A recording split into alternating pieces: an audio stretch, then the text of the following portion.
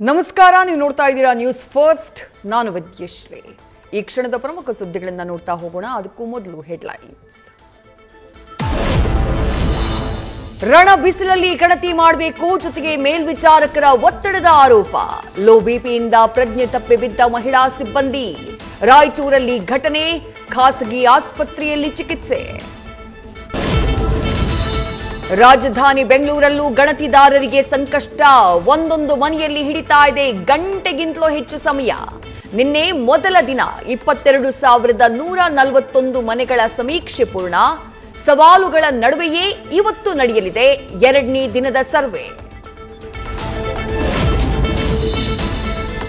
ಮದುವೆಗೆ ಮೊದಲು ಆಕೆ ಜೊತೆ ಸಂಬಂಧ ಇದ್ದಿದ್ ನಿಜ.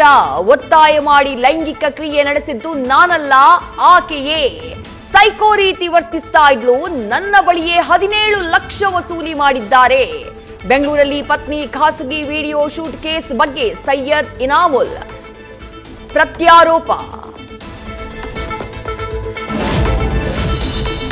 ಜೈಲಿನಲ್ಲಿ ಸೇಬಿನ ಹಾರ ಹಾಕೊಂಡು ರೌಡಿ ಶೀಟರ್ ಗುಬ್ಬಚ್ಚಿಸಿನ ಬರ್ತ್ಡೇ ಸೆಲೆಬ್ರೇಷನ್.